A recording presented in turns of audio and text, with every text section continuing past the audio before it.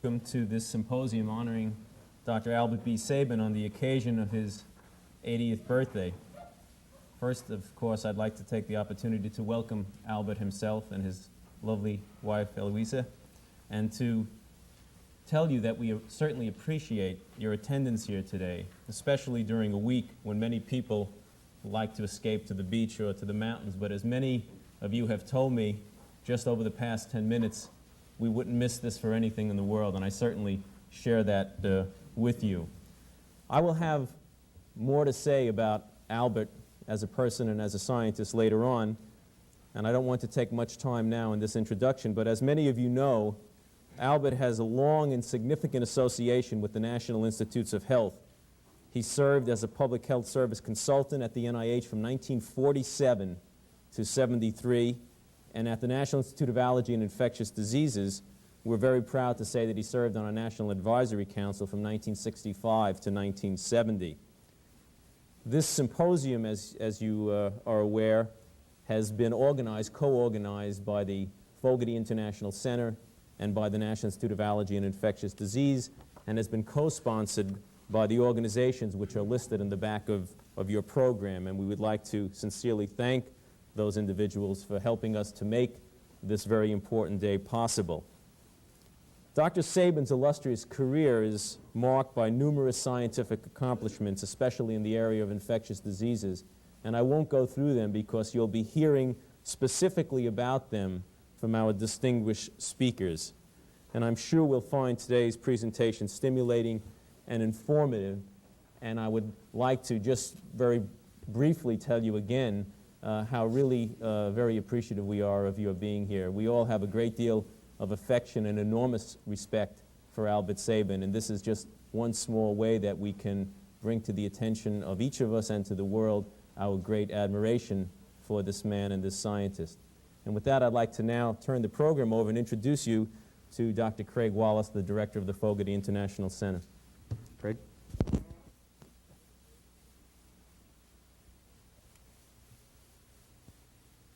Thank you, Tony. It's indeed a pleasure for the Fogarty International Center to share in celebrating Dr. Sabin's 80th birthday by way of this fest shrif. The distinguished scientists present, presenting papers and also as guests, are well known to the Fogarty International Center, having worked closely with us over the years. Today, however, we join with the single purpose to honor Albert Sabin. Probably when the definitive history of the 20th century is written, the achievements of medicine will occupy a relatively small but significant niche. Yet within that niche and history, Albert Sabin will occupy a preeminent position. A full quarter of a century ago, I had the occasion to work with John Paul, and at the same time, at Yale, he wrote, "It is high time that we examine the career and personality of this remarkable man, Albert B. Sabin, an able, tireless, and articulate scientist who did not stand on ceremony and seldom dwelt delicately with situations, which from his point of view required direct, immediate, and strong action. Yet Albert Sabin could be more than generous on occasions. Further, he was often misjudged by an audience whose members did not appreciate that perhaps he was much more familiar with the background or the actual facts of the case than they were. Naturally, they regarded him as an obstinate fellow. Yet, continues Dr. Paul, no man has ever contributed so much effective information and so continuously over so many years to so many aspects of poliomyelitis as Sabin. He possessed not only an uncanny sense for nosing out the fallacies contained in old ideas, but also he had that ability to correct his own mistakes. His was a fierce joy when he turned up a new observation and put it to his own good use. I think those observations are as pertinent today as they were 25 years ago. And in the ensuing 25 years, Albert Sabin's research efforts have continued. And while we at the Fogarty International Center don't purport to know Al Sabin as well as many, we have come to know him very well indeed during the past 2 years with us. His impact has been significant, but it is at the personal level we will remember him.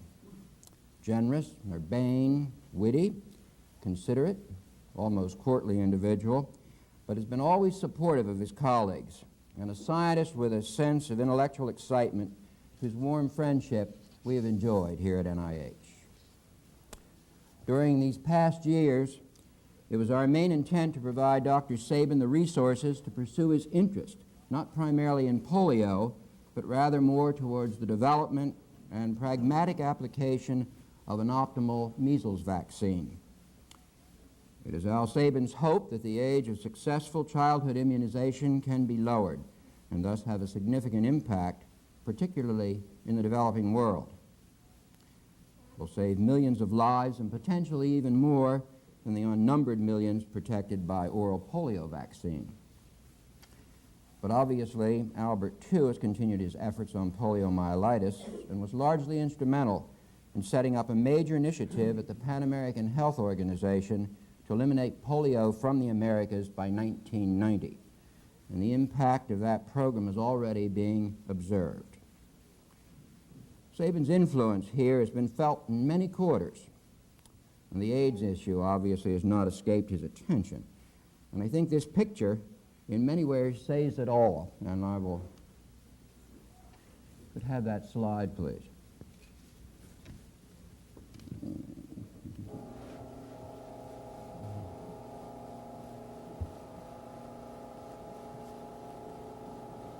Albeit this is not as elegant as the painting that has been on the slide, but I do think that it reflects and captures Dr. Sabin and his activities here at the NIH.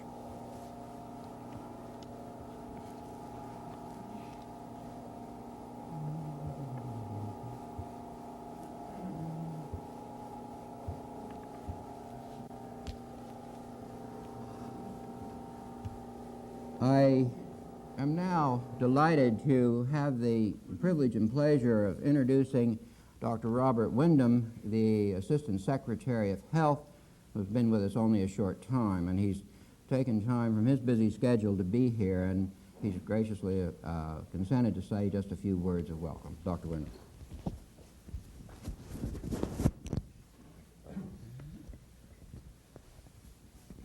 Dr. Sabin and Mrs. Sabin and distinguished scientists and guests here today, I want to say that it's a pleasure for me to be here in my position, but also on behalf of the Honorable Secretary, Dr. Otis Bowen. I want to join him and all those in the Department of Health and Human Services to wish you a happy birthday today.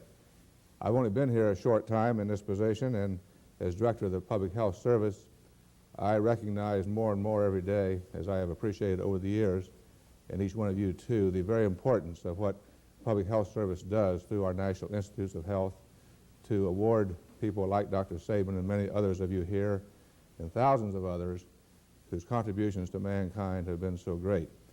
And I know that this is a commitment that we will continue to have, and we'll certainly look forward to the years when many more scientists will be a part of our program. And as I was telling Dr. Savin briefly before our meeting now, that I left private practice just about 6 months ago in a community in Florida where we had the highest percentage of individuals over 65 years of age.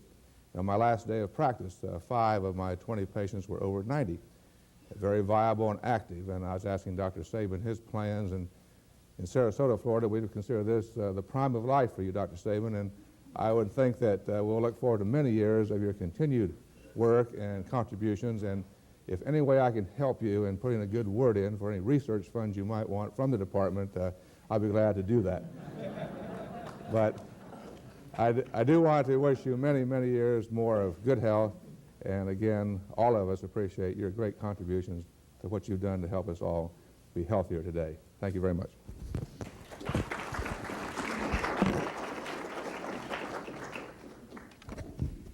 Thank you very much, Dr. Wyndham. And now I'm very pleased to introduce the chairman of this morning's session, Dr. Saul Krugman. Dr. Krugman.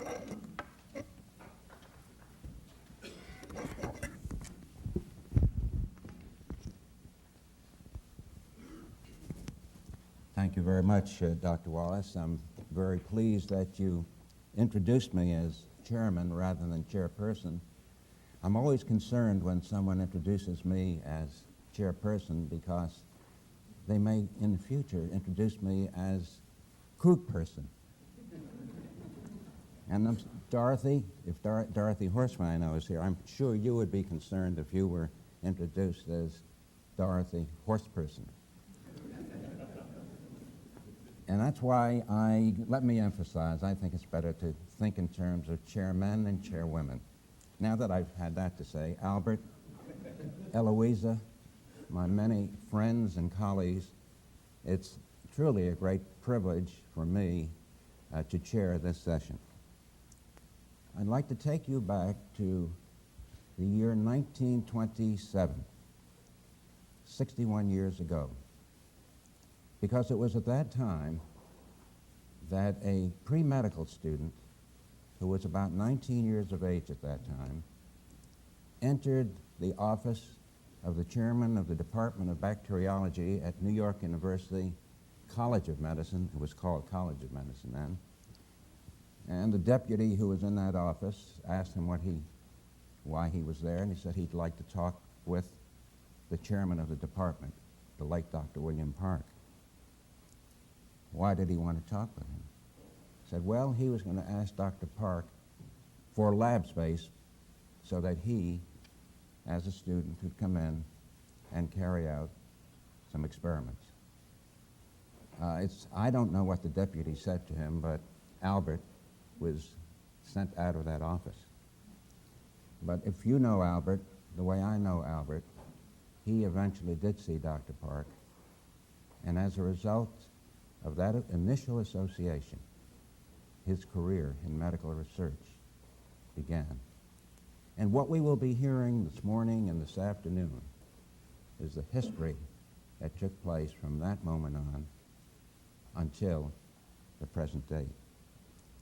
And to begin this session, it's a privilege to call on Tom Weller, who will be discussing not the discovery and characterization of herpes B virus as it appears in your program, but the scientific embryogenesis, the period from 1926 to 1935.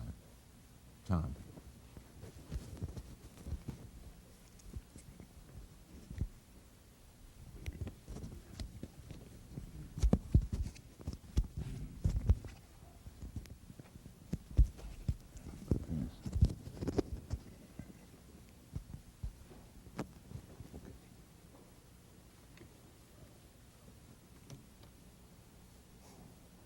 Well, it's a source of great personal pleasure and a privilege to give the initial presentation at this program honoring Albert Sabin on his 80th birthday. We're to review his contributions to science and to society and to indicate their implications for the future. My charge is to review events associated with Albert's years as a medical student at New York University, as a house officer at Bellevue, and his years as a National Research Council Fellow at the Lister Institute in London. That is the period from 1926 to 1935.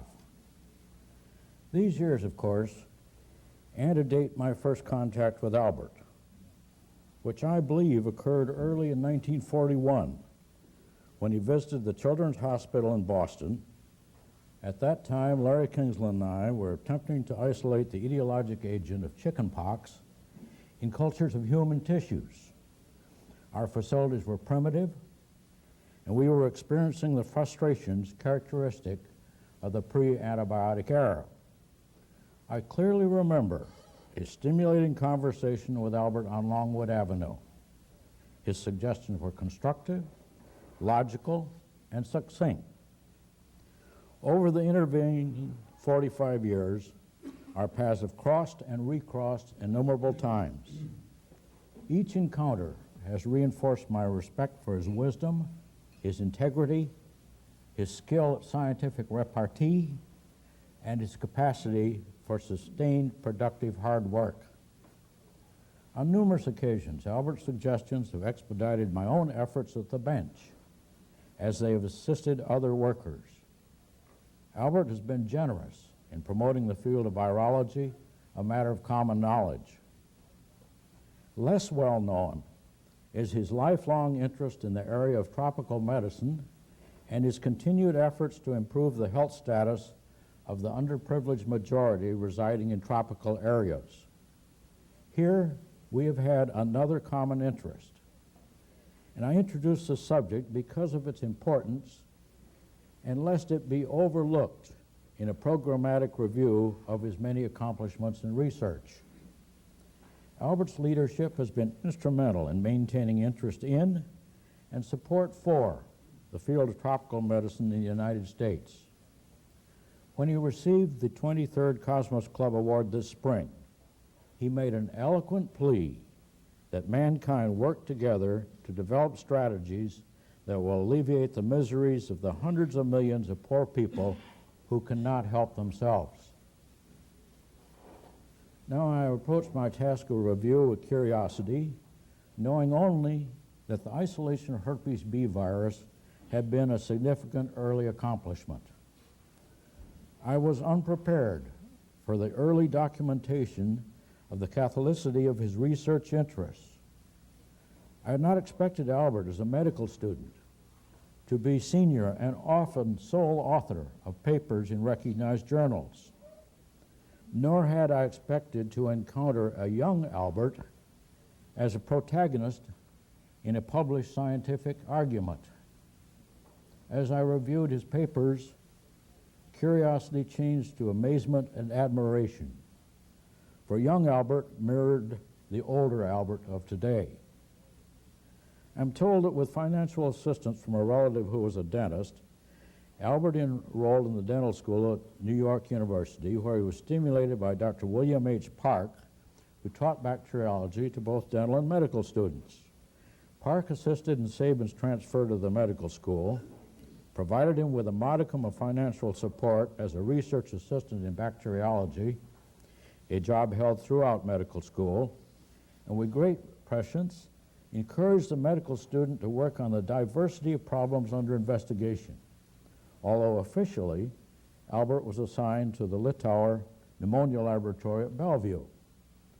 The first Sabin publication, which appeared in 1928 with Sabaka senior author, was a mathematical analysis of the migration of colored solutions in agar gels. Differences between the rates of diffusion in an upward and in a downward direction were observed. And the authors coined the term barophoresis for this phenomenon. Now, the term barophoresis has survived the passage of time. It is not to be found in Dorland's, Gould's, Stedman's, or Butterworth's medical dictionaries, but if one looks in Chambers' Dictionary of Science and Technology, barophoresis is defined as the, quote, diffusion of suspended particles at a speed dependent on extraneous forces. Albert's semantic coinage has been preserved for posterity. As a medical student in the Littauer laboratory and then on the wards at Bellevue, the pneumococcus and the serum therapy of pneumonia were primary investigative foci, resulting in 11 papers between 1928 and 1933. Characteristically, these papers fall into two categories. First, those reflecting the Sabin interest in observations that have an immediate clinical application, and second, in observations designed to elucidate provocative phenomena. Clinically, the contemporary focus was the refinement and extension of the serum therapy of pneumonia at that time. Typing of pneumococci was based on agglutination procedures employing organisms harvested from mouse peritoneal fluid 18 to 24 hours after their injection with sputum. In 1929, Sabin described a microscopic site agglutination test applicable to pneumococcus typing or antibody assay that reduced the period of amplification in the mouse from 18 to 24 hours down to 3 or 4 hours. The rapid Sabin method was widely used. The therapeutic intravenous injection of antipneumococcus horse serum frequently induced chills and a febrile response. In 1929, Sabin and Wallace developed a test in dogs to assay the chill-producing properties of such antisera and then investigated the nature of the reactive material. A 23-page paper appeared in the Journal of Experimental Medicine, with Sabin, still a student, senior author. Between 1931 and 33, this journal published 4 additional papers by Sabin dealing with the pneumococcus. However, Albert's interests were not limited to the pneumococcus. Park maintained a polio research unit, and William B. Brebner had arrived to take charge. Prophetically, both Park and Brebner supported Albert's introduction to virological research. In 1931, Albert authored his first paper on polio, one on the concentration of the virus by absorption on aluminum gel, derived from infected monkey cords. 6 monkeys were injected intracerebrally in the course of these experiments, probably Albert's introduction to intracerebral inoculation of monkeys. Parenthetically, at that time, a monkey was a monkey. The species was not identified in this paper. 2 additional papers on polio followed. Ironically, the techniques then learned were to lead to the isolation of the virus, to which Dr. Brebner shortly succumbed.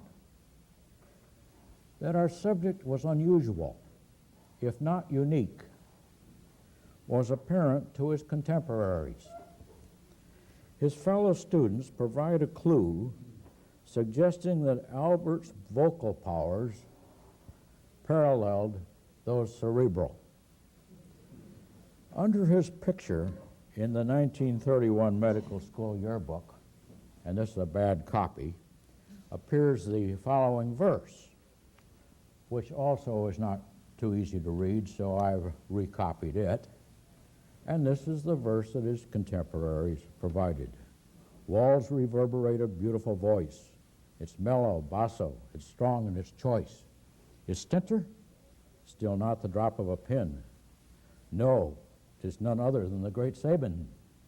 He taught the pneumococcus how to type, and thereby did save the white mouse's life.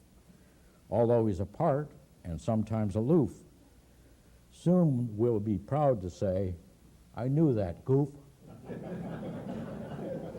I think this was a lot of wisdom on the part of his contemporaries. Now, the 2 years on the House staff at Bellevue were a period of surprising research productivity. The pneumococcus continued to provide investigative material.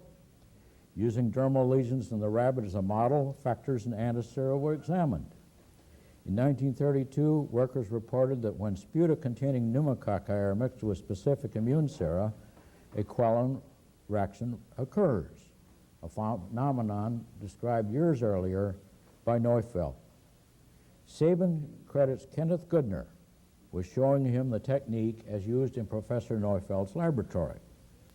On the medical wards then at Bellevue, sera were available to treat only type 1 or type 2 pneumococcal pneumonias. Oh, here he is, a full-time intern. But he collected sputa from 100 patients and did the typing almost immediately thereafter. 53 patients had type 1 or type 2 pneumos. A succinct sentence comprises a summary of his report published in the JMA. The type of invading pneumococcus can be determined directly from the sputum within a few minutes by a method that makes use of Neufeld's Quellen reaction.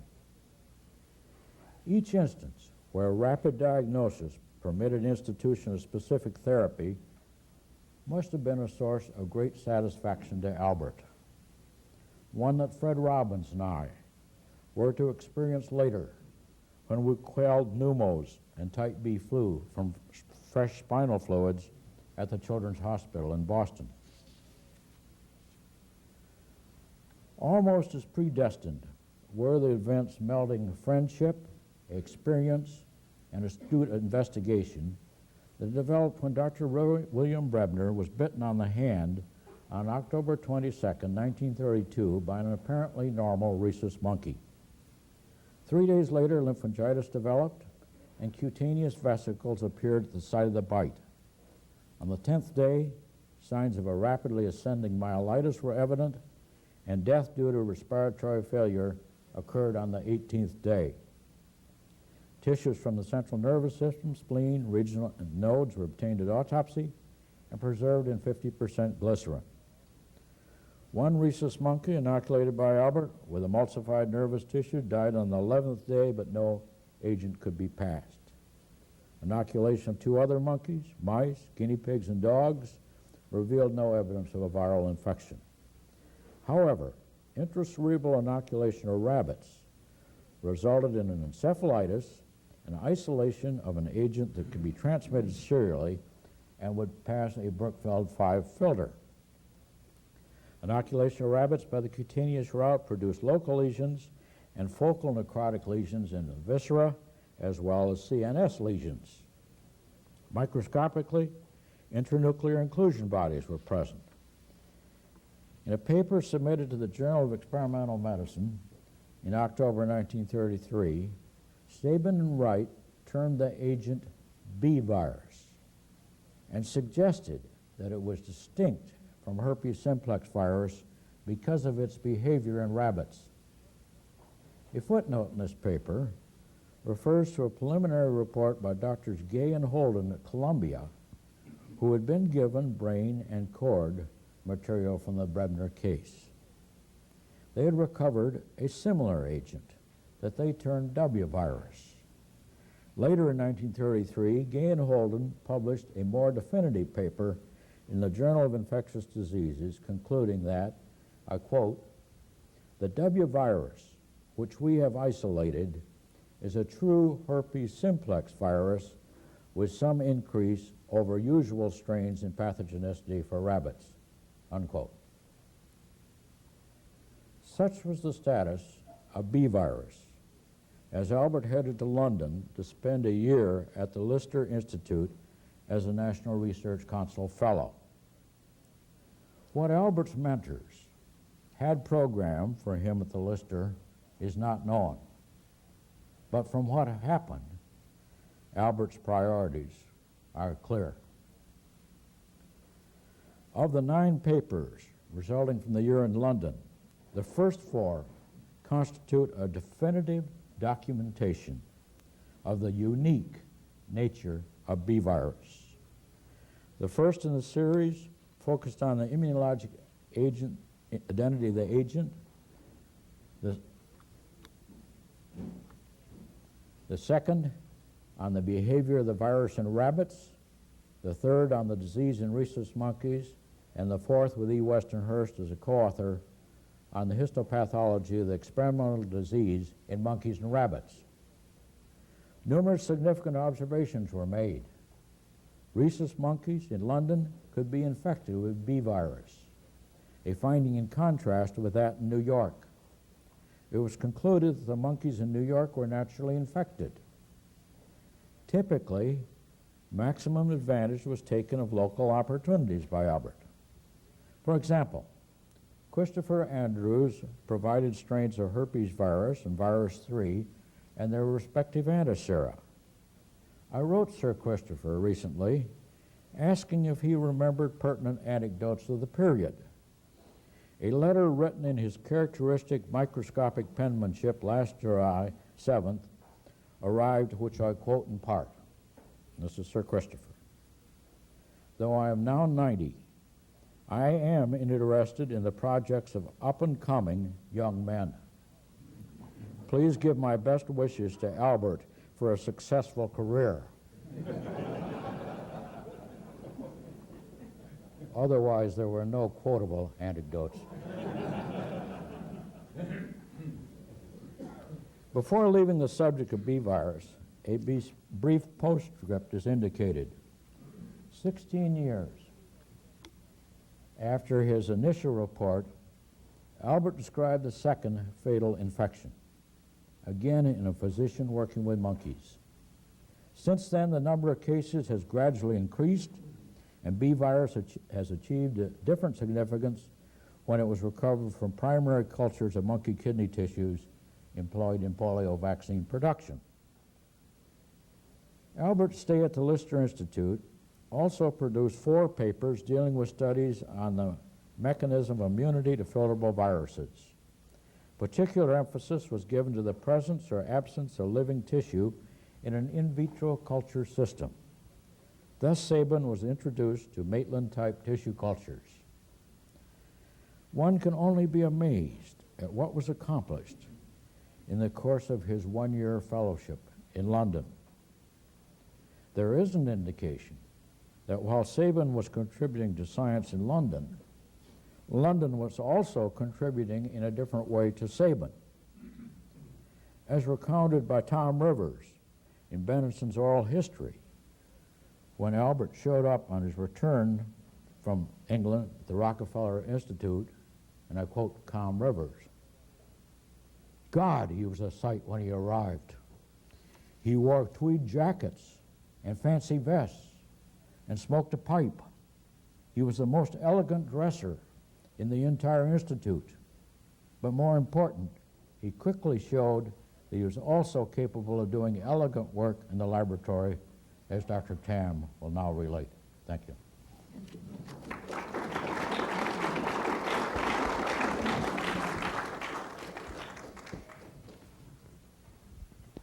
Thank you. Thank you very much, Tom. You know, it's of great interest that when Tom referred to Albert's, the Sabin pneumococcal typing method, and it was of interest that after Albert's graduation at NYU in 1931, in order to be a licensed physician, he had to take an examination.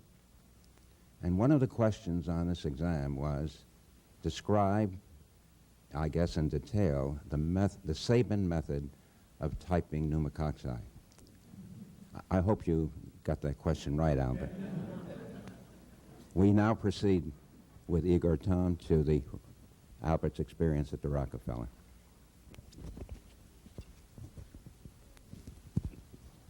Thank you.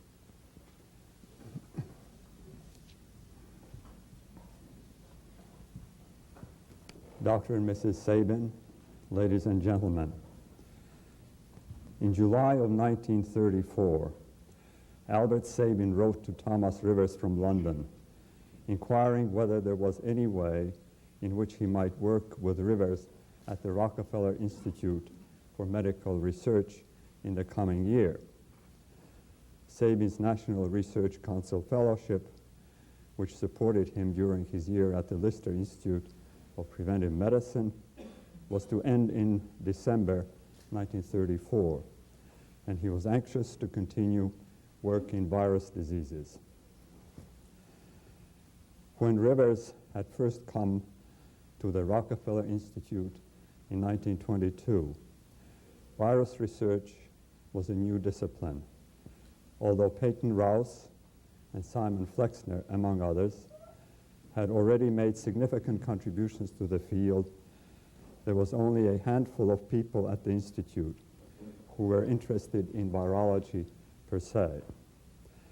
But by the mid-30s, the discipline of virology was strongly represented in all parts of the Rockefeller Institute. In New York City, Thomas Rivers was in the department of the hospital, and Peter Olitsky in the department of the laboratories. In Princeton, Louis Kunkel, Wendell Stanley, and Richard Shope were in the department of animal and plant pathology. As Rivers has pointed out, in those days, if you worked in virology, you sooner or later developed into a pretty good pathologist. Rivers himself was an excellent histopathologist. Rivers first came to know Albert Sabin when Sabin worked with William Hallock Park, who had positions both in the New York City Health Department laboratories and in the Department of Bacteriology of New York University Medical School. This is where Sabin was introduced to poliovirus during the major epidemic in 1931, when Sabin found himself in a disagreement with Gay and Holden of Columbia about the nature of the agent independently isolated from a physician-patient by Sabin and by the Columbia workers. He went to the Rockefeller to consult Rivers about it. Rivers became convinced, after going over Sabin's data and sections, that the B virus was a new virus as maintained by Sabin, and not herpes virus as held by Gay and Holden. In the early 30s, Rivers had a problem of his own. A virologist at the Lister Institute, G.H. Eagles, was claiming to be able to grow vaccinia virus in the absence of living cells. This did not fit in with Rivers' concept of viruses and did not agree with results in his laboratory. He urged Sabin to go to the Lister Institute and either learn how to propagate vaccinia virus in cell-free medium or find out what was wrong. Sabin did go, and he found that Eagles was using an unsatisfactory method of virus titration. When the titration was properly done, there was no evidence of multiplication of virus in cell-free medium. When Rivers received Sabin's application for a position, he had no vacancy in his hospital laboratory. So he went to see Simon Flexner, who asked Peter Olitsky to take Sabin on, and Olitsky agreed. In Rivers' words to Flexner, Sabin was as smart as all outdoors and knew a great deal about viruses. At the Rockefeller Institute, Flexner and Lewis had in 1909 succeeded in transmitting poliovirus from monkey to monkey in two ways: by injection into the brain and by dripping virus-containing tissue suspensions into the nasal passages. This extended the findings of Landsteiner and Popper in Vienna, who had been first to succeed in transmitting poliovirus from man to monkey, but had not succeeded in transmitting it serially. Flexner and his assistants, having established poliovirus in laboratory animals, rapidly showed that the agent was filterable, that the housefly could harbor the virus, and that a monkey who survived one attack was immune to reinfection. However, further extension of these findings proved difficult. Olitsky had begun studies of neurotropic viruses in the late 20s. By the early 30s, his laboratory was well established in this field, and his group went on to do extensive work on viruses of eastern and western equine encephalomyelitis, avian encephalomyelitis, vesicular stomatitis, neurotropic in experimental animals, avian, I already have mentioned, mouse encephalomyelitis as a model for poliomyelitis, and poliomyelitis itself. Olitsky's laboratory was small, but had investigators of very high caliber, including, among others, Jerome Siverton and Harold Cox. This was the laboratory Albert Sabin joined, as did Isabel Morgan a few years later, followed by Walter Schlesinger. In this laboratory, new lines of research were opened on routes of viral invasion, immunization, and the influence of host factors. As Dr. Weller has already indicated, when Sabin arrived at the Institute, he was, in Rivers' words, a sight.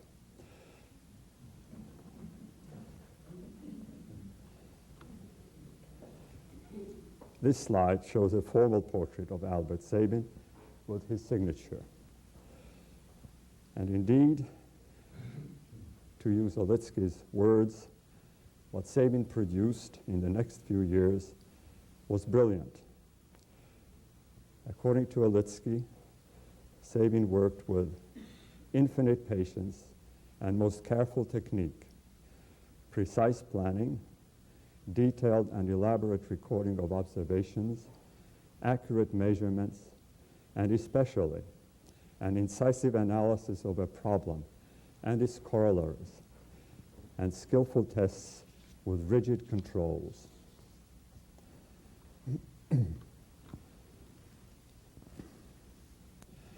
Savin undertook to determine the pathways taken by neurotropic viruses within the central nervous system.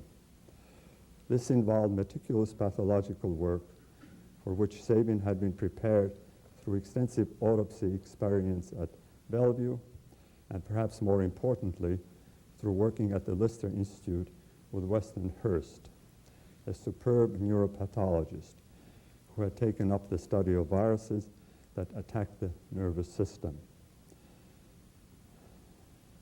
In the late 30s, not much was known about the nature of poliovirus. As Rivers put it, there were a number of interesting leads, but they were tentative. As developments ultimately proved, asking the right questions about poliovirus in the 30s was made difficult by the fact that Simon Flexner, a dominant figure in early poliovirus work in this country, had used what in several instances turned out to have been wrong models in his work. For example, Flexner worked with rhesus monkeys, which could not be infected by mouth, but could be infected by dropping the virus into the nose.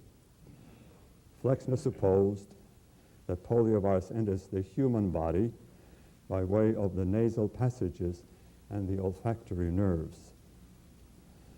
Sabin and Olitsky did find in the rhesus monkey model that poliovirus produces characteristic lesions in the olfactory bulbs when administered intranasally and not when given by other routes. Moreover, preliminary treatment of the nasal membranes with alum or tannic acid rendered the monkeys resistant to nasal inoculation. However, when this method was tested by Canadian workers in human subjects during epidemics, it proved ineffective. At Rockefeller, from 1935 to 1939, Sabin was unable to find lesions of the olfactory bulbs in human patients who had died in the early stages of poliomyelitis. And he reached the conclusion that poliovirus does not usually invade the human body by the nasal route. His later studies in Cincinnati confirmed this.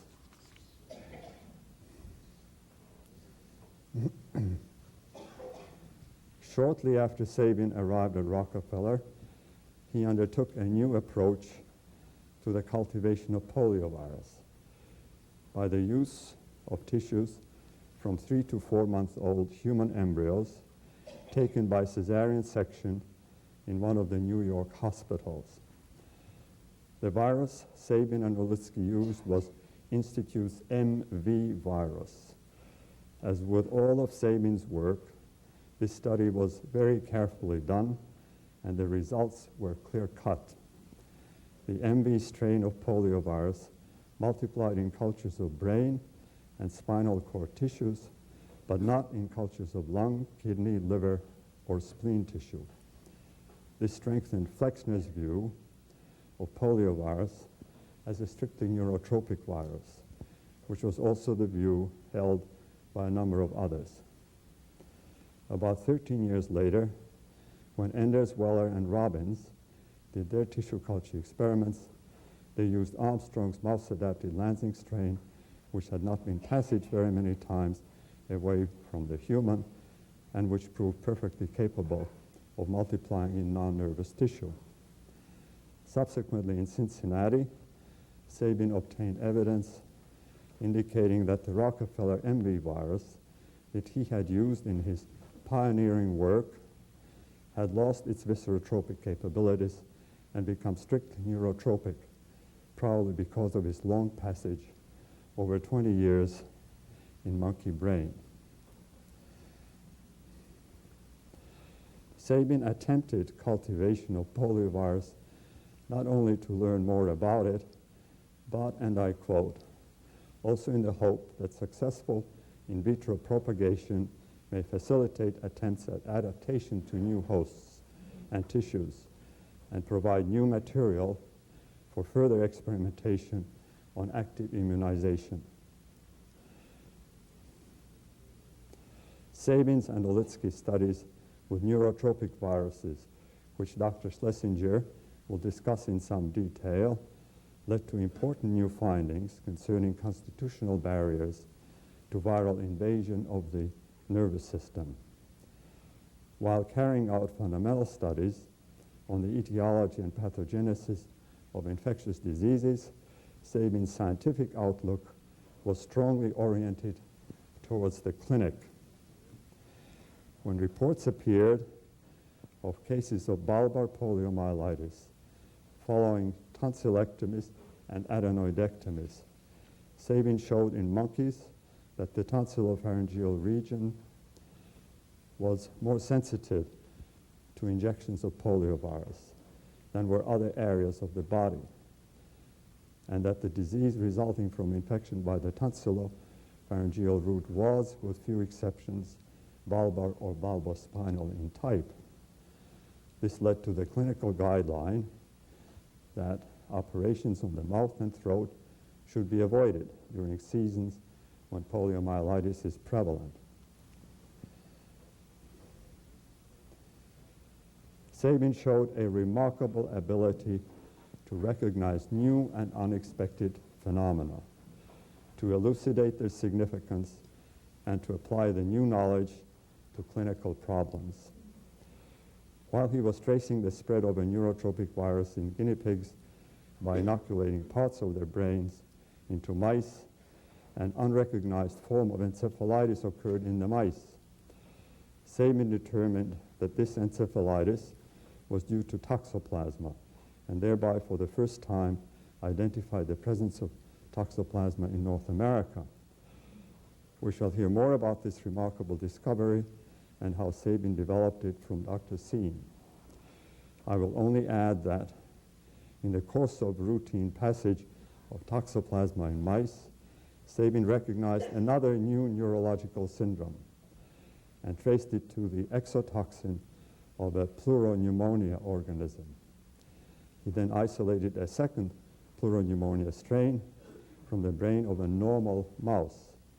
The second strain did not produce a toxin, but caused, after intravenous injection, a migratory polyarthritis, which bore a striking resemblance to human rheumatoid arthritis.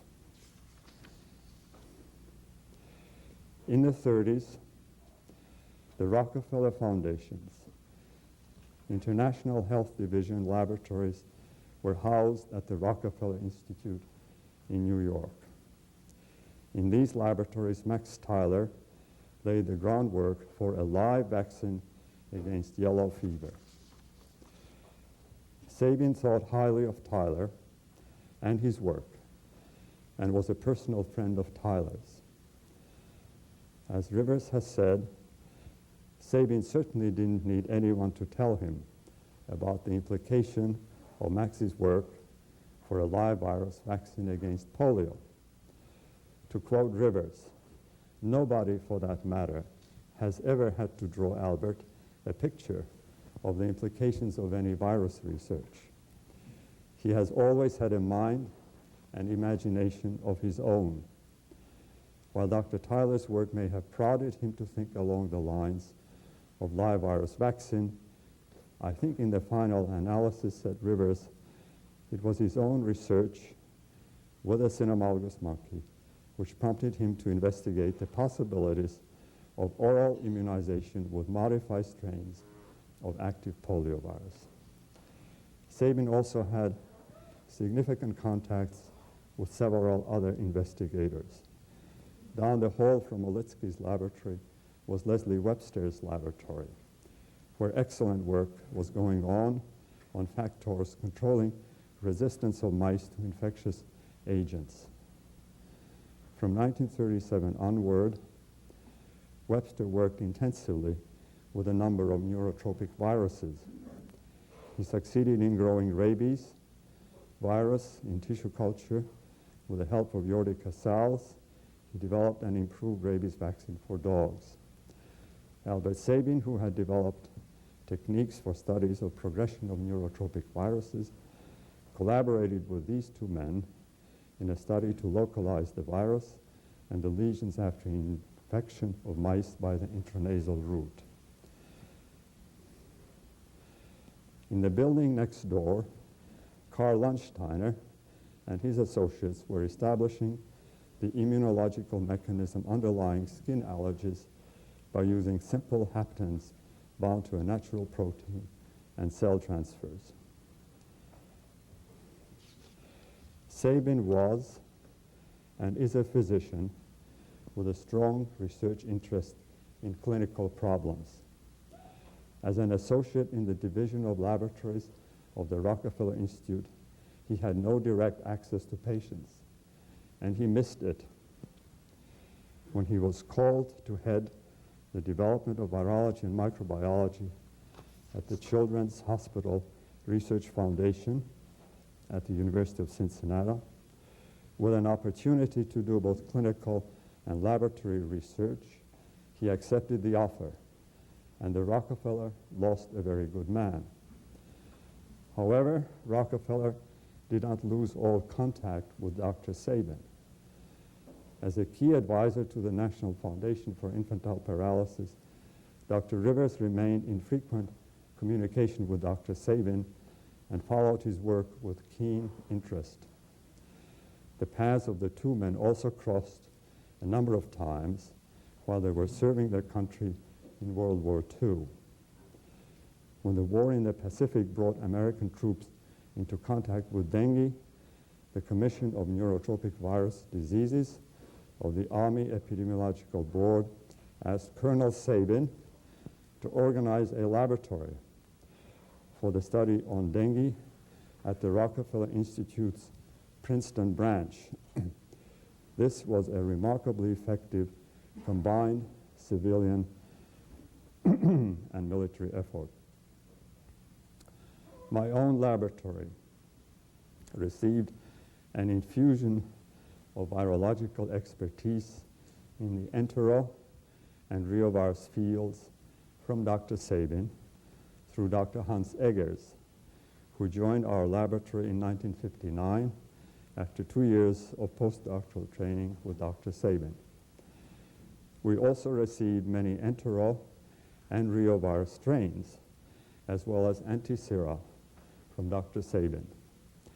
In our laboratory, Dr. Eggers succeeded in showing that the replication of the viral RNA of certain enteroviruses could be selectively inhibited with a particular benzimerazole derivative, and my student Peter Gomados found that the viral RNA in reovirus is double-stranded. I thank you for your contributions, Dr. Sabin. Thank you very much.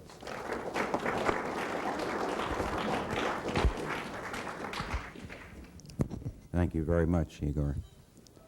We now leave the field of virology and travel to the field of toxoplasmosis, and I'm very pleased to introduce Dr. Jørgen Siem, who comes to us from Copenhagen, as you all know, who will discuss Albert's contributions to the delineation of toxoplasmosis as a human disease problem.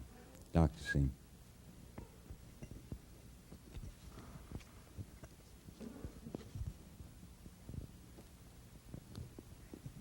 Thank you very much.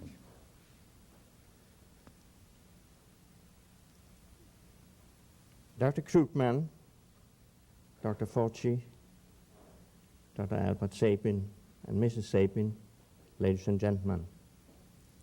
It is an extremely great honor for me and a great pleasure And also, I'm very grateful to be here today, because I don't think that you could spend your 30th year's anniversary with this institute in a better way than at a symposium to the honor of one of your oldest friends of this country from 1947. I shall give a short account according to the title, but I would like to add a subtitle, because the title was not mine, but the title of the organization committee. And the subtitle should read, Research in Toxoplasmosis and Toxoplasma Before and After the Dye Test.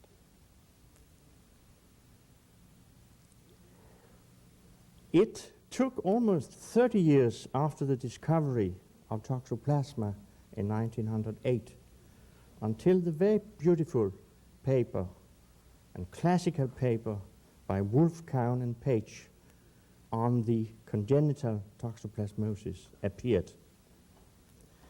And I have a slight feeling that in their suggestion that not encephalitozoan but toxoplasma was the cause of the disease came from Albert. At least they isolated 2 years later, in 1979, toxoplasma, and Albert did the same from a similar case. A couple of years later, 1941, Sabin introduced a completely new disease picture, the isolated encephalitis in man caused by toxoplasma.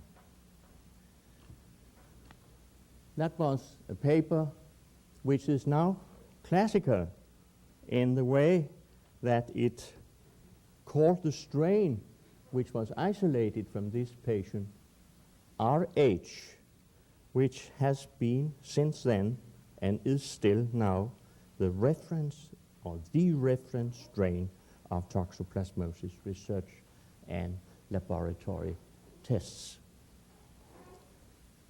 He worked at that time also on a complement fixation test where there were very crude antigens and where he, by a very simple high-speed centrifugation, purified that antigen so that we could use the complement fixation test in a routine way.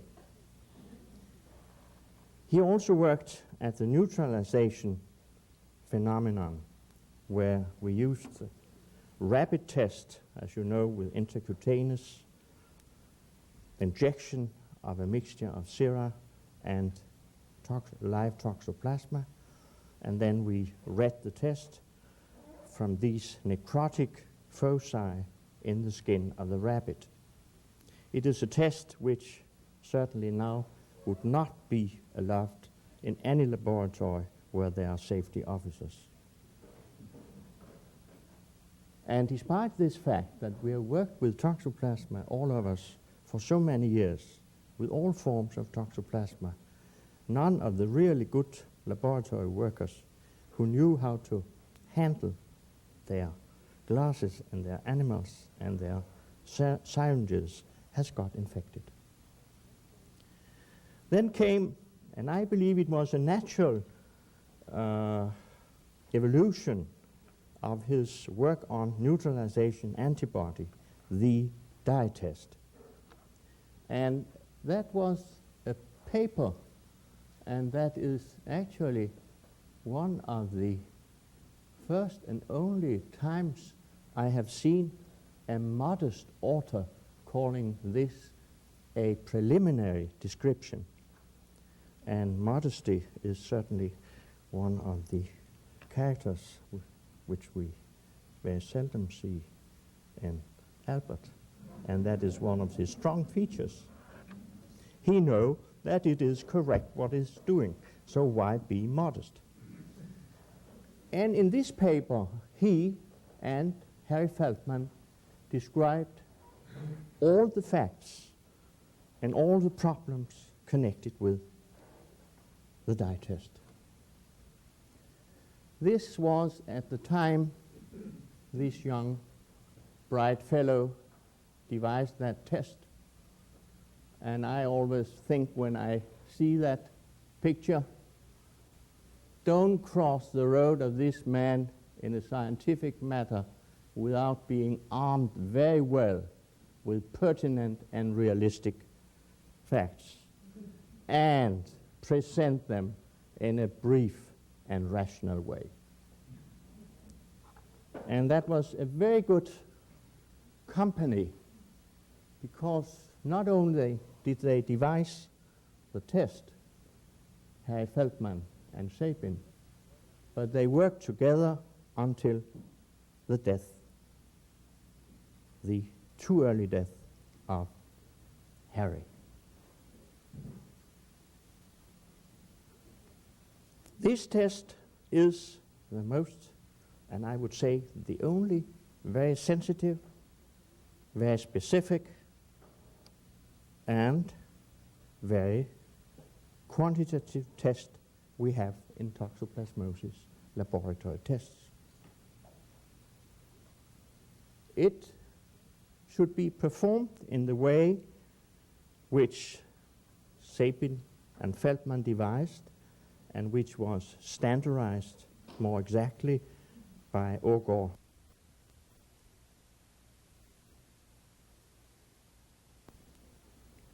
Your 30th year's anniversary with this institute in a better way than at a symposium to the honor of one of your oldest friends of this country from 1947.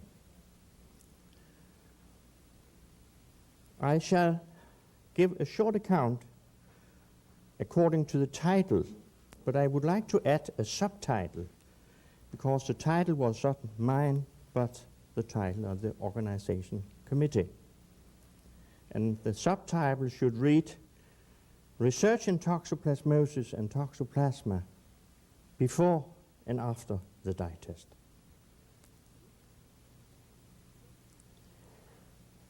It took almost 30 years after the discovery of Toxoplasma in 1908 until the very beautiful paper and classical paper by Wolf, Cowan, and Page on the congenital toxoplasmosis appeared.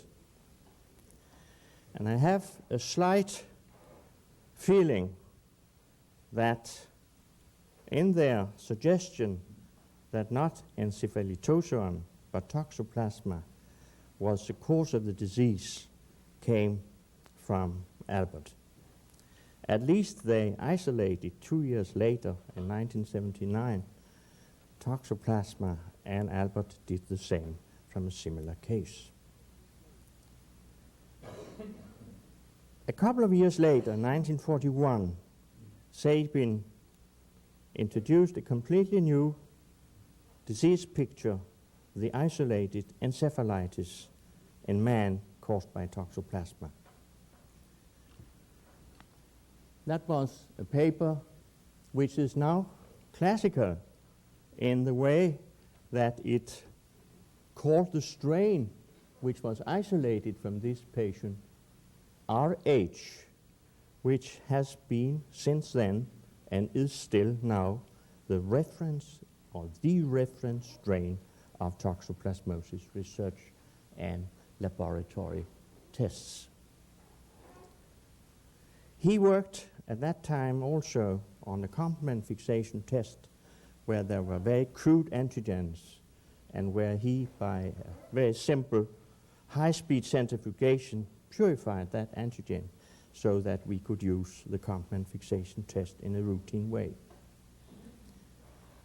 He also worked at the neutralization phenomenon, where we used the rapid test, as you know, with intracutaneous injection of a mixture of sera and live toxoplasma, and then we read the test from these necrotic foci in the skin of the rabbit. It is a test which certainly now would not be allowed in any laboratory where there are safety officers. And despite this fact that we have worked with toxoplasma, all of us, for so many years, with all forms of toxoplasma, none of the really good laboratory workers who knew how to handle their glasses and their animals and their syringes has got infected. Then came, and I believe it was a natural evolution of his work on neutralization antibody, the dye test. And that was a paper, and that is actually one of the first and only times I have seen a modest author calling this a preliminary description. And modesty is certainly one of the characters which we very seldom see in Albert, and that is one of his strong features. He knows that it is correct what he's doing, so why be modest? And in this paper, he and Harry Feldman described all the facts and all the problems connected with the dye test. This was at the time this young, bright fellow devised that test. And I always think when I see that picture, don't cross the road of this man in a scientific matter without being armed very well with pertinent and realistic facts and present them in a brief and rational way. And that was a very good company, because not only did they devise the test, Harry Feldman and Savin, but they worked together until the death, the too early death of Harry. This test is the most, and I would say the only, very sensitive, very specific, and very quantitative test we have in toxoplasmosis laboratory tests. It should be performed in the way which Savin and Feldman devised, and which was standardized more exactly by Ågaard in our laboratory. And the results obtained by the test should be interpreted in the correct way. This was not always the case. And when you heard some of the presentations where innumerous cases of different diseases were attributed to toxoplasma, and if you heard all the peculiar results obtained in many laboratories, because these people didn't follow the recommendations by Savin and Feldman, you would be just as attentive hearing and also as skeptical as these two younger people were, Savin and myself, at a conference in Rome.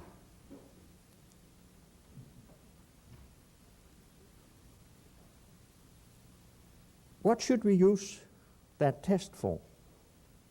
We should not use it, as it had in many countries, to show in the wrong way that spontaneous abortion is caused by toxoplasma, which it is not.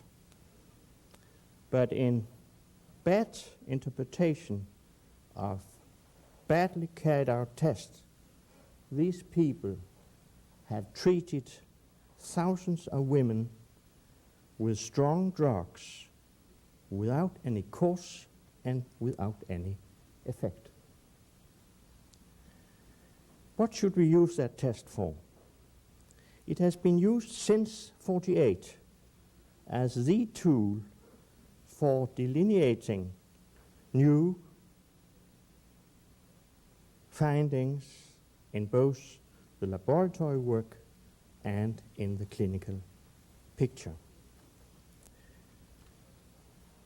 We use it with Hutchison in order to show that the life cycle of Toxoplasma is that of a coccidian parasite.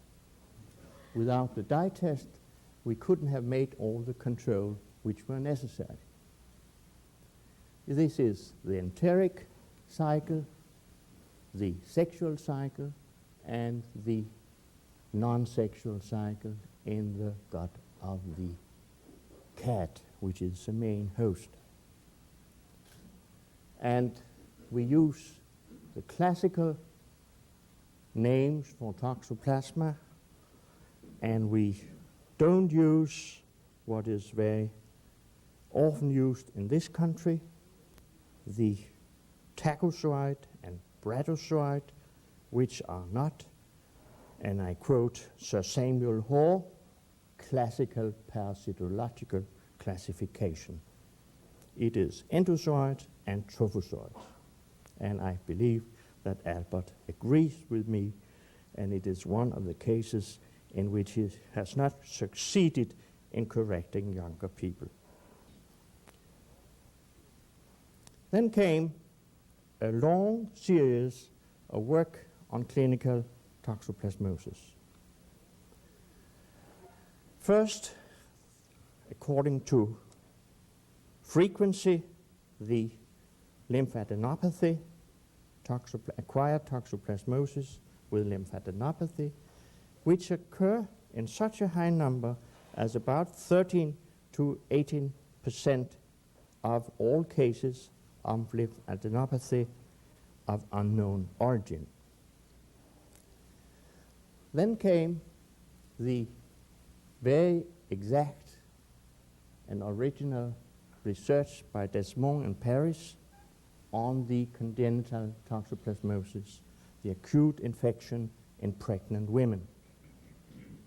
And the facts here are very interesting, especially today, because the risk for the children is that only 1/3 will get manifestal toxoplasmosis, but that 2/3 of these cases are born only with a persistent positive dye test, but with no clinical symptoms or signs.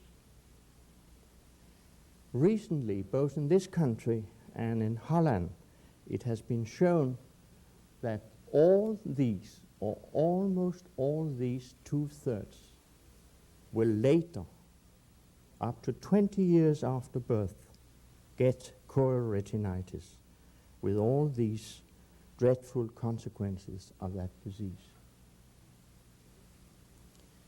We know the frequency is about 2 to 6 cases per 1,000 births. So that means that we will, in our public health system, see so many of these disabled children in future if we don't act. Then came the report of a lot of cases similar to those described by Savin with encephalitis. They are not so frequent as the other two. They are, in fact, relatively rare, just like the retinochoroiditis in adult or larger children. This was defined by the beautiful work of Dr. Wilder here in this country, and Jacobs confirmed the diagnosis by isolating toxoplasma from a case of a removed eye with acquired toxoplasmosis.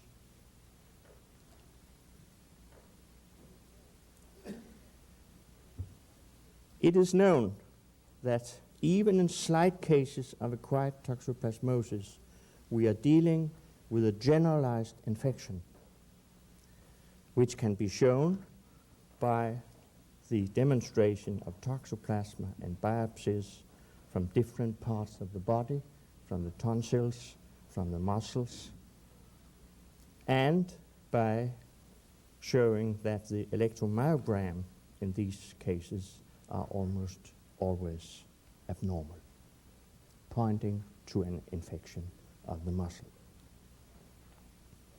We must therefore expect that any organ can give symptoms and signs of affection by this infection. And it will present very difficult diagnostic questions for us in the laboratory and at the bedside to prove that they are really toxoplasmic origin. I think especially here of the myocarditis, which certainly exist, and on the recent demonstration of malfunction of the ear, which was certainly caused by infection by toxoplasma. If we look at these disease entities which I have mentioned here, they all follow the modified criteria of Henle-Koch, and all of them have been verified by some laboratory infection in man. If we look what are the biggest problem for our work today, and I think I use Dr. Savin when he says, well, that is history, what is in the future, let us proceed. Just like another Confucius in China. Don't speak about what you have made, but tell us what you are going to make. I will try to do that and say that there are two enormous problems in toxoplasmosis today in the public health service. That is, first of all, the congenital cases which I mentioned. And they, in this country, will mean, as Remington has demonstrated, millions of dollars in care of these disabled persons. And then come the modern treatment with the immunodeficient patient, not only in transplantation, in treatment of malignant disorders, but also in AIDS. And there's a peculiar characteristic of this disease of toxoplasmosis in AIDS, because it often makes its first appearance as a neurological disease, either manifestal of a meningoencephalitis, an encephalitis, or a tumor of the brain, presenting enormous difficult diagnostic problems for the clinicians and for his cooperation with the laboratory worker. Have we done what we should do? And I mean here, the scientific community. I am sure we have not, and I am myself one of the guilty. We are doing a lot of good research all over the world, both this country and in Europe, but the people don't cooperate as I think they should. They don't talk so much as they should together, and they don't discuss their results as often as they should. What could we do? What should be the elements, in my opinion, of the future research cooperation? First of all, of course, we have to elucidate much more than we have done previously the basic characteristic of toxoplasma by electronic microscopical studies combined with a good deal of cytochemistry, biochemistry, and molecular biology. We should analyze the antigens of the toxoplasma surface, and that is quite a problem because, as Dr. Peterson has shown in our laboratory, a simple toxoplasma consists of more than 40 different antigens. And he is now on the 5th year searching for a candidate for both the pathogenicity of different strains and also for a candidate for a good vaccine. We should go into molecular biology, of course, and also, as far as I can see, we should go into the elucidating of the invasion of the toxoplasma into the cell. We actually do not know if it is an active invasion or if it is a phagocytosis or both, and what are the conditions for this invasion, and what is later the condition for the explosion of the cyst in the tissue, which is a very severe consequences when such a cyst explodes in the retina of the eye. And finally, we should look into the different stages of toxoplasma in the life cycle, because we cannot accept that we must believe that each part of the cycle have a different pathological effect on the host. And certainly, the last thing we should do, which has been done so little, is a deep-reaching research in the metabolism of the organism. This was a basic research, and then I would believe that 2 other fields should be concentrated upon. That is, first of all, prophylaxis, not only the information and knowledge on the spread of the infection, but also the development of a vaccine, where you, by this demonstration, see how difficult a job we are facing. And finally, we should look into the treatment, because even if Don Iles devised the beautiful treatment, which is still one of the most active treatments of toxoplasmosis, many cases you will never eradicate toxoplasma from the body, because many of these drugs don't penetrate into the cell.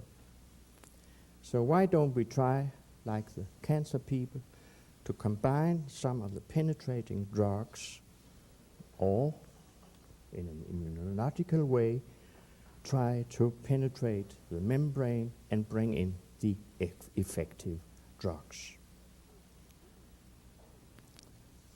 It is a dream, I know it, and I know how difficult it is to have a dream being realistic in international work.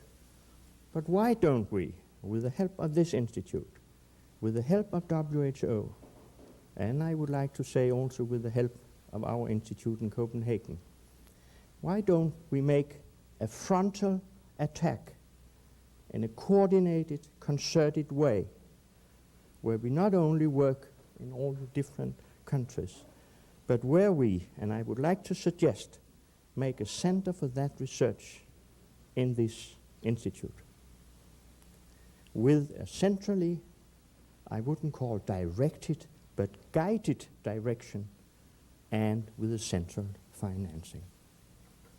I think it would be in the spirit of Dr. Savin, and I couldn't think of any better result, or some of the results of this symposium, if we could realize such an concerted action. I would like to finish by saying that in all this work, we will still need the dye test as a reference and control test. And I believe the dye test is just as strong as Albert. And we have among the Vikings a saying that you must be terrific strong when you have such a beard as he has. And we have tried on various occasions to teach him how to grow such a beard. He tried here with seaweed, but that was not enough.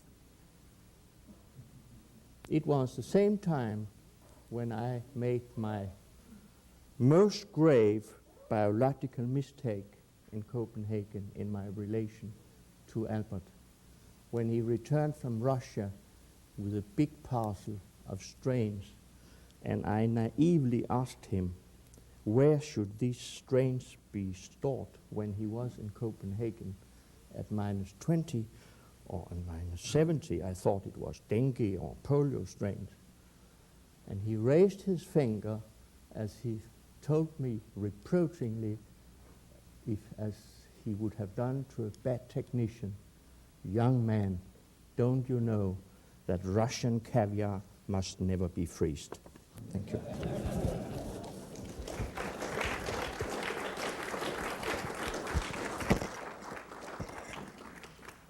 Thank you very much, Dr. Seam.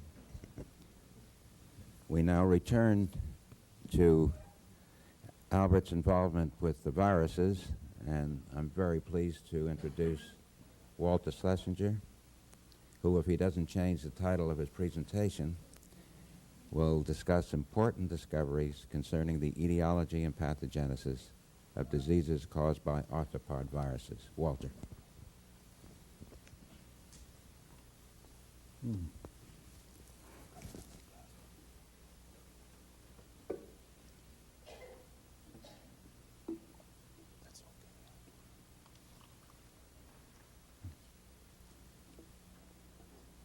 Thank you, Saul.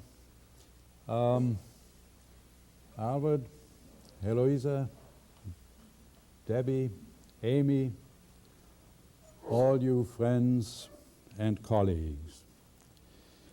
This is indeed a rare and great pleasure. I can't help one tiny personal note. Not only do I wish Albert all the happiness and good health and much, much more science in the next 80 years, but I want to congratulate him personally, because after 42 years of intermittent trying, he has succeeded today to get me out of bed at 6:30 in the morning. Now, of 373 titles listed in Albert's bibliography, 77, that is about 21%, deal with viruses transmitted to man or beast by arthropods. And at the very top of the bibliography I got from Bob Channock, there's a notation clearly in Albert's own hand explaining that publications marked with an asterisk are, quote, of special significance, unquote. Of a total of 47 publications so designated, 14, that is 30%, are concerned with arboviruses. And I asked myself, all that in 20 minutes? Clearly, I have to be selective in emphasizing those contributions that, to my mind, charted conceptually new waters and explored original ideas that are as challenging today as they were when first hatched. Moreover, I have to read this, and I have to read it fast, for which I ask your forgiveness. Between 1935 and 38, as Igor has already mentioned, Sabin and Olitsky published a series of papers which addressed a fundamental problem in experimental viral pathogenesis. Why is it that animals of any age are susceptible to the lethal effects of certain viruses when they are inoculated directly into the brain or into peripheral nerves, while advancing age makes them progressively more resistant to the same viruses administered by the intranasal, intramuscular, or some other extraneural route. How indeed does an encephalotogenic virus deposited by a blood-sucking arthropod in a cutaneous capillary find its way to the brain, even if only in a rare individual among many who are infected? The intracerebral, oops, they are mixed, oh.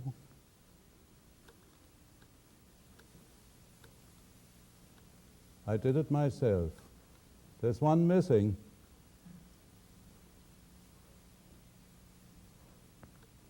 I don't know what to do now.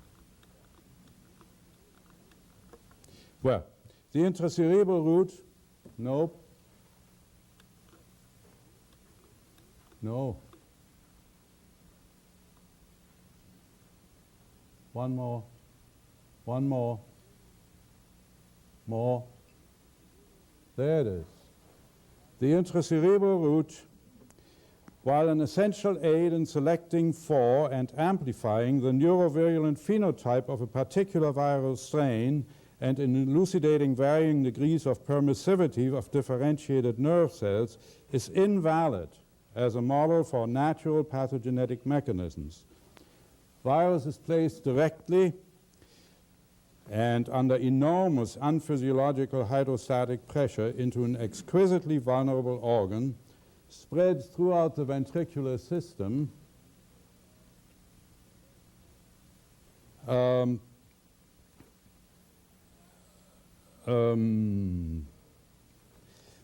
from there, as well as from the needle track, more or less randomly to the needle track is here. This is from a paper, 1937, by Savin and Olitsky, more or less randomly into the neuropile. After extraneural entry, and a few examples are shown on these panels, the spread of the virus to and within the CNS is far more channeled and selective. Savin and Olitsky correlated disease and death of young or old mice with virus content and topography of virus-induced CNS pathology. The comparisons led to the hypothesis that with advancing age, mice developed, quote, constitutional barriers, unquote, to the progression of virus within a closed system. The barrier was visualized in different structures depending on virus and specific portal of entry. For example, for vesicular stomatitis virus, after intranasal instillation, quote, somewhere in anterior olfactory regions where there may be an insusceptible group of neurons or impenetrable synapse, unquote. After intraocular infection, the barrier was localized in the eye, perhaps in the retina. After intramuscular or intraperitoneal inoculation, it was thought to be, quote, at nerve endings themselves, unquote, in muscle, perhaps at the myoneural junction. Now, for Eastern equine encephalitis virus, the picture was different. In some 95% of young mice, virus inoculated intramuscularly or intraperitoneally multiplied locally, spread via bloodstream to the olfactory mucosa, and reached the brain by the olfactory pathway. In old mice, viremia was produced as well, but their resistance to CNS involvement seemed to be, quote, bound up with failure of the virus to traverse blood vessels, unquote. This interpretation,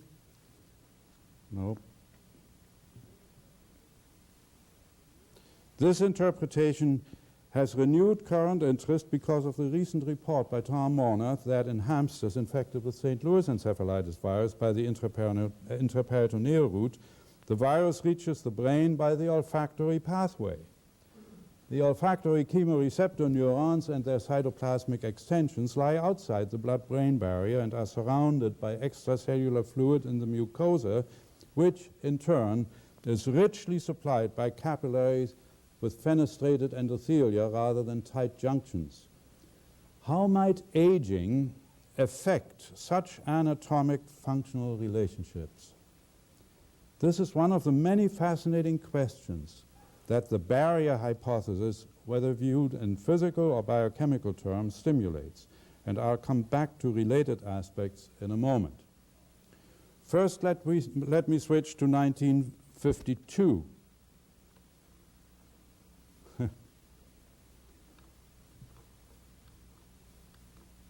It doesn't work. I need the third slide of the series. Let me switch to 1952, the year Albert published his convincing evidence incriminating a single dominant autosomal gene as responsible for inherited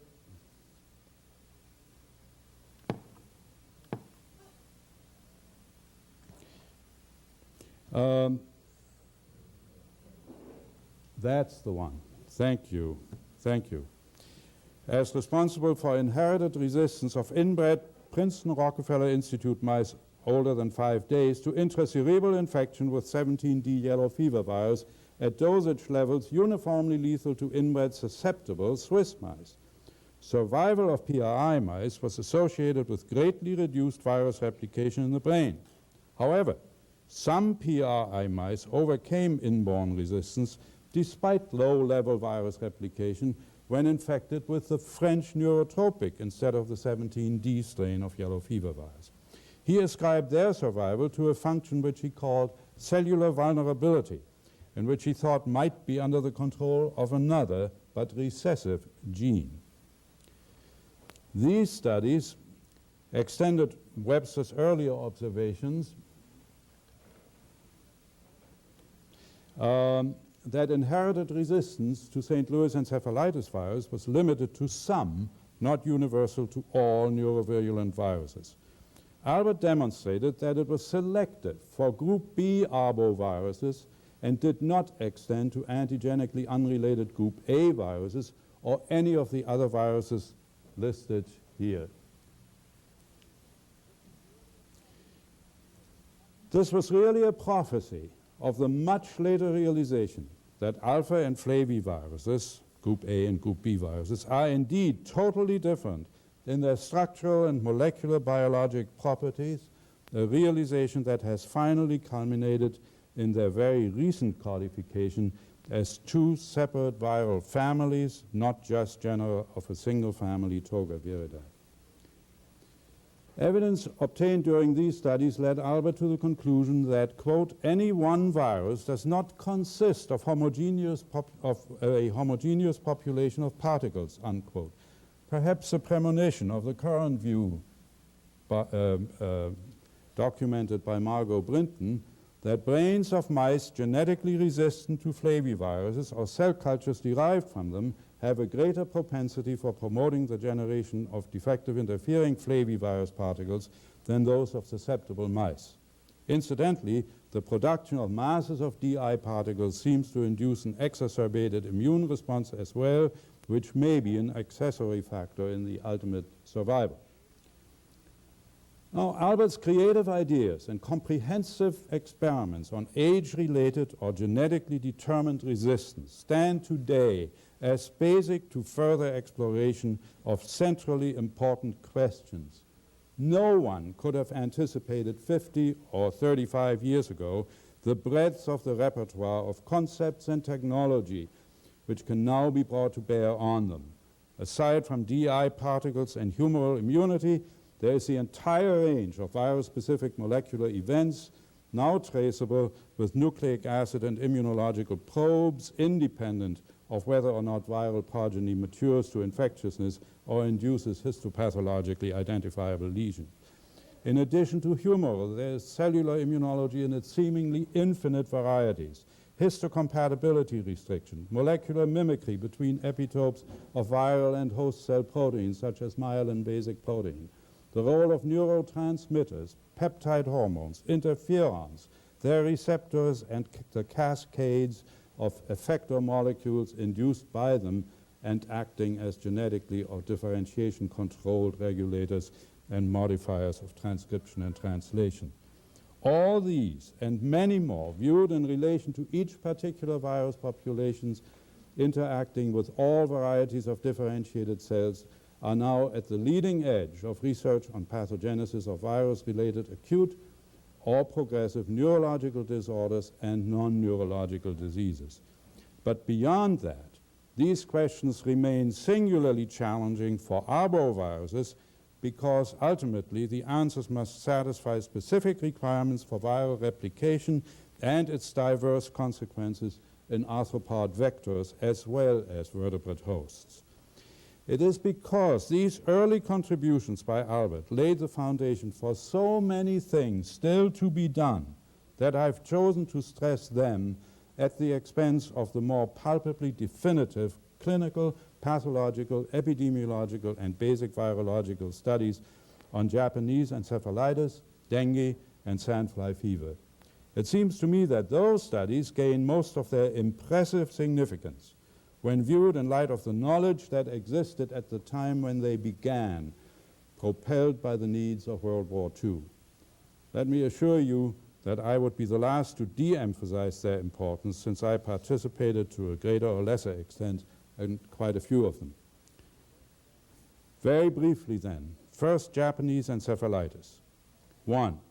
Extensive studies by Albert during the 1945 epidemic on Okinawa yielded extremely valuable clinical and epidemiological data, and as a special bonus, an elegant topographical analysis by Haymaker of Sabin of brain lesions of a fatal case in a US serviceman. 2. In 1946, a vaccine for Japanese encephalitis, developed in Albert Cincinnati's laboratory and consisting of formalin-inactivated infected mouse brain or chick embryo suspensions, was administered to several 100,000 Allied personnel and Japanese civilians, the latter of widely different ages and living in ecologically diverse milieus with contrasting records of encephalitis backgrounds. Now, in the aftermath of these vaccinations, there were no reports of serious short-term complications or sequelae. But it must be said that the results in terms of demonstrable effectiveness were somewhat inconclusive. Seroconversion hovered around 50% or less, but more troublesome perhaps, absence of major outbreaks involving the populations from which the vaccinees were drawn made it difficult to gauge possible protective benefits. 3. Also in 1946, a team of US military and American and Japanese civilian personnel working under Albert's leadership inaugurated the newly furbished virus lab of the 406th General Medical Laboratory in Tokyo by carrying out extensive serological studies on patients and population groups and on domestic animals, all drawn from different rural and urban areas of Japan, Okinawa, and Korea. There it is, miraculously.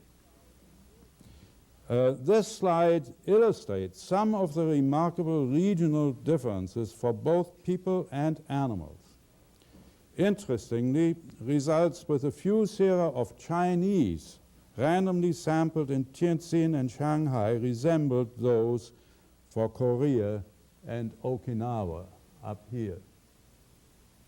The Chinese samples are not listed here, but this is 2 areas in Korea and Okinawa, all in 1946. These are people, and these are a variety of domestic animals, horses and cows, and I can't read it here. Anyhow, you see it's a thorough, and these are age groups of the human population in, I think, 5-year intervals.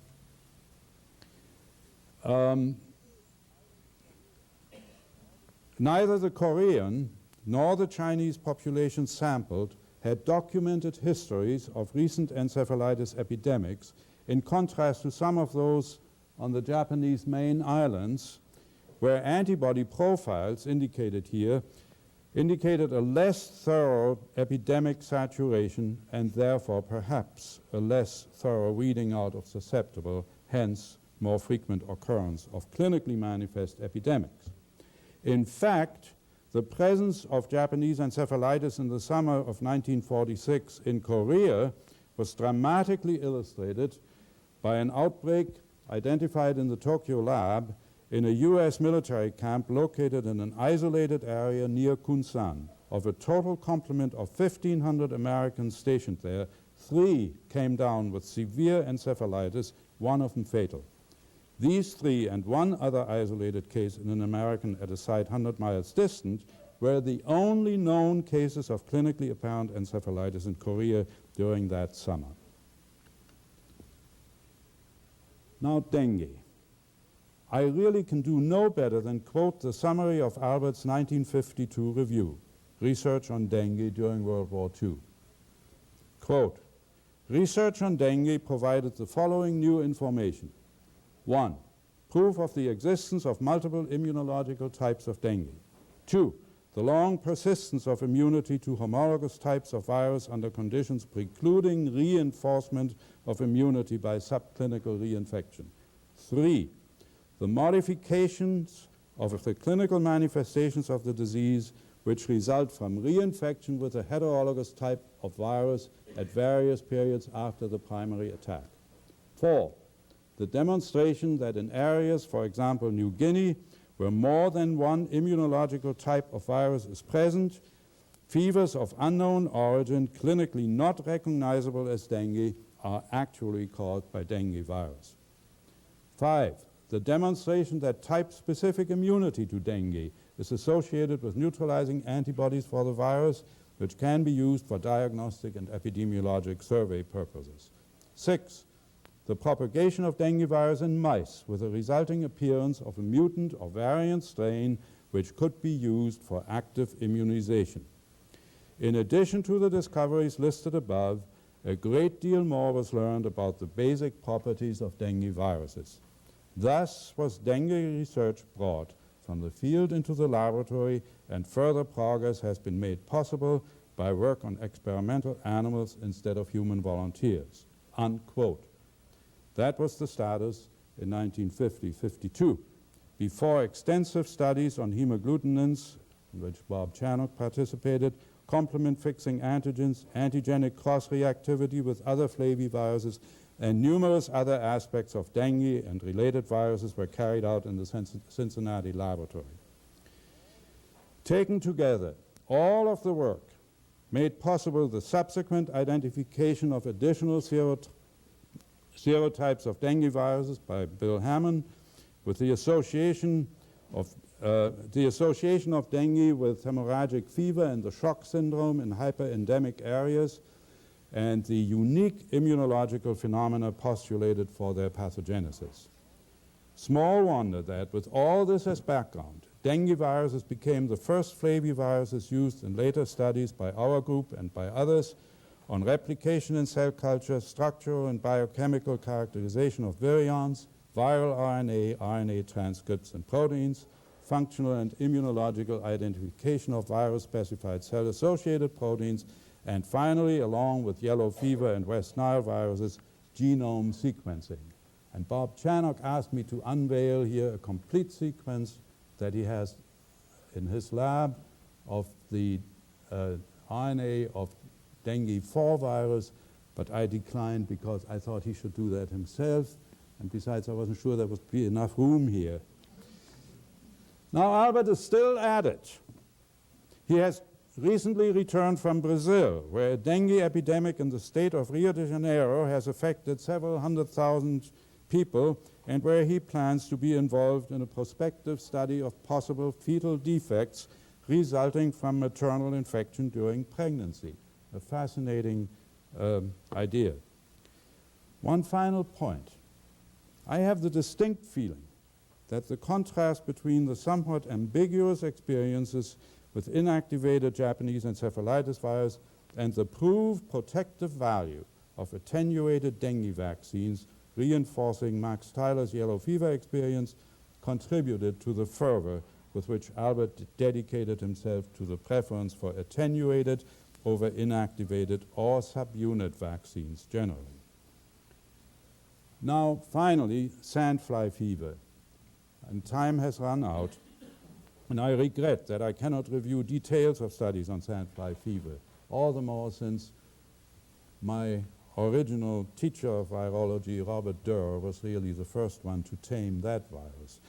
And Albert succeeded him with classical, clinical, serological, and virological studies which established definitively the distinctness of dengue and sandfly fever, among many other things. He demonstrated that the Sicilian and Middle East strains differed immunologically from a strain isolated in Naples. In 1953, he reported that sandfly fever virus had for the first time been adapted to mice with attenuation of its pathogenicity for man. Now, having proved to everybody else's satisfaction that there was no clinical or immunological relationship between dengue and sandfly fever, he used himself to clinch another point. In 1945, he had obtained from Japanese investigators 3 strains of virus claimed to be mouse-adapted dengue viruses. Now, it is a matter of record that one of them, the Mochizuki strain of Kimura and Hota, was indeed type 1 dengue virus. The second turned out to be rabies virus. The third one was not identified until November 1946, when Albert, ever willing to go to extremes for the sake of medical science, became the involuntary victim of a laboratory infection. As he pointed out, and as you can see here, this was a typical case of, quote, sandfly fever, unquote, except that he wasn't working on that virus at that time, and that by then no one had adapted that virus to mice, and the laboratory infection clearly was due to his having worked on the third Japanese virus. A virus of high mouse lethality was isolated from his blood, which was not dengue virus. Albert knew that several people, among them Tommy Francis and Ken Smithburn, had experienced laboratory infections with mouse-adapted Rift Valley fever virus, which had been imported also to Japan, with consequences clinically indistinguishable from sandfly fever and his own illness. Serra of Francis and Smithburn neutralized the ABS virus, as did a Rift Valley fever standard immune serum.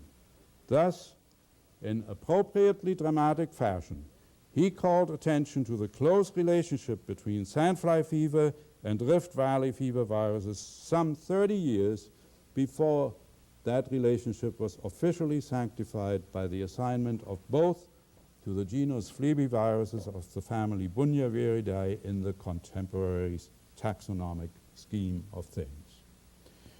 Well, I apologize for running over. To conclude, I should like to return full circle to my starting point. I think we can all agree with Albert's own assessment expressed in mere asterisks.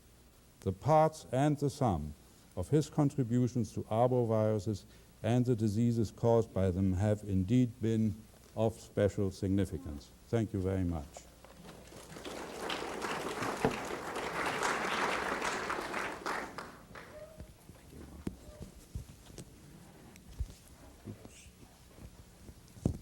Thank you, Walter. As can be seen from the program, the geographic distribution of the participants of this conference is truly worldwide. And now it's my pleasure to introduce to you Dr. Frank Frenner, who comes from down under and is going to will discuss an appreciation from down under.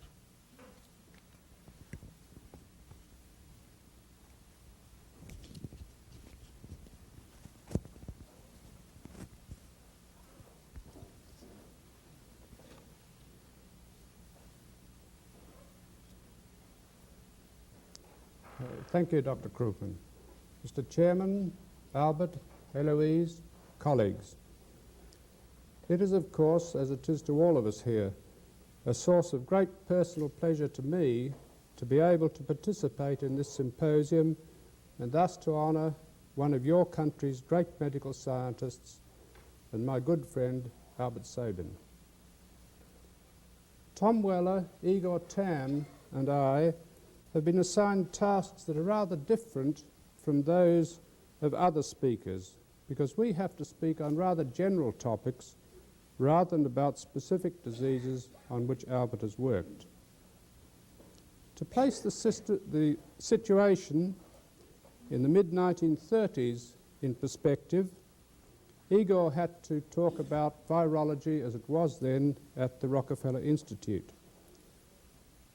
For me to talk about a perspective from down under, I need to start by being a little autobiographical and telling you what it was like to be an aspiring scientist down under in the immediate post-war period, for that is when I first became aware of the scientific work of Albert Sabin. To do this, I have to describe briefly my own introduction to virology. I was born in 1914, which was only 8 years after Albert, but because of circumstances, my introduction to virology came 15 years after the publication of his first paper on poliovirus in 1931, and long after his first paper on the pneumococcus. I graduated in medicine in December 1938, and like all my fellow graduates, went straight into the armed forces, in my case, into the army. At that time, early 1940, Albert Sabin had already published some 70 scientific papers, including, as we heard earlier, the first description of simian herpes V virus, attempts to cultivate poliovirus in tissue culture, a seminal paper on toxoplasmosis, and several papers on the pathogenesis of virus diseases of the central nervous system. When the United States became involved in the war, late in 1941, he was the obvious man to act as a roving investigator on viral diseases for the US Armed Forces. And he went on to do the work on dengue, sandfly fever, and Japanese encephalitis that Walter Schlesinger has just told us about. In contrast, at that time, in 1940, I was a raw medical graduate and served first in a field ambulance and then a casualty clearing station in Palestine and Syria before I was taken on as a pathologist at the hospital and then as a malariologist, where I worked in the Southwest Pacific area for the rest of the war. Not a career that offered any chance to do laboratory research.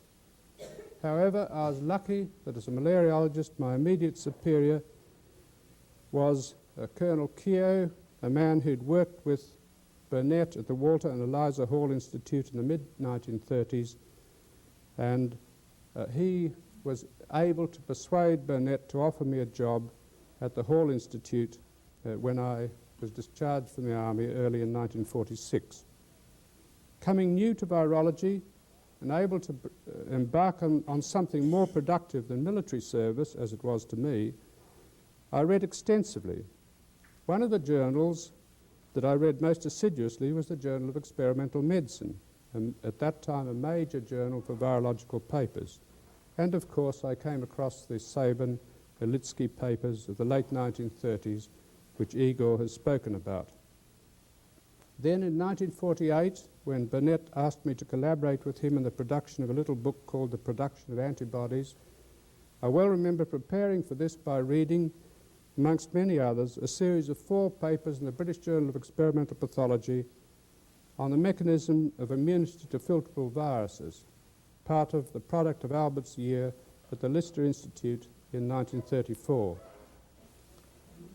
Thus, I was acquainted with Sabin as the name of a person whom I had to meet when I came to the Rockefeller Institute to spend what was essentially a postdoctoral year with Ronnie DuBose in 1948-49. Albert had then moved to Cincinnati, but I met him at a symposium on viral diseases held at the New York Academy of Medicine in December of 1948. In fact, my wife met him first, for she was sitting next to him in the audience when I was presenting a paper on the pathogenesis of the viral exanthemeter. As was the habit of people brought up in Australia and England, I was pronouncing Titer as Tita. And Sabin asked the young lady sitting next to him who this young man was. She said rather defensively, "My husband." And I met Albert again at the 1949 ASM annual meeting when he spoke about pleuropneumonia-like organisms, as mycoplasmas were then called, as well as commenting in a critical and incisive manner on presentations on virology. From down under, there was a dramatic contrast between the national scene in virology in the United States at this time and the situation in Australia. Virtually the only virus research in Australia in the immediate post-war period was that being done in Burnett's laboratory. It was a lively group, not only because of Burnett himself, but because he'd gathered some interesting people around him: Beveridge, Gottschalk, Cairns, Fazekas, French and others. However, it was small and it was very isolated, for no one visited Melbourne then unless he came for a prolonged stay. It was on the way to nowhere except Antarctica. Here in the United States, the situation was very different and very stimulating. There were a multiplicity of centres working on all the then known viruses, except perhaps my own favourite, ectromelia virus. From Australia, the Northern Hemisphere was rather inaccessible. One did not take a 4-week-long sea voyage and a 4-week-long return trip for a few days or weeks in Europe or the United States. At that time, PhD degrees were not awarded in Australian universities, and at that time also Australia was looked to England rather than the United States for doctoral training and postdoctoral training. This isolation was soon to change when the intercontinental air routes were opened up.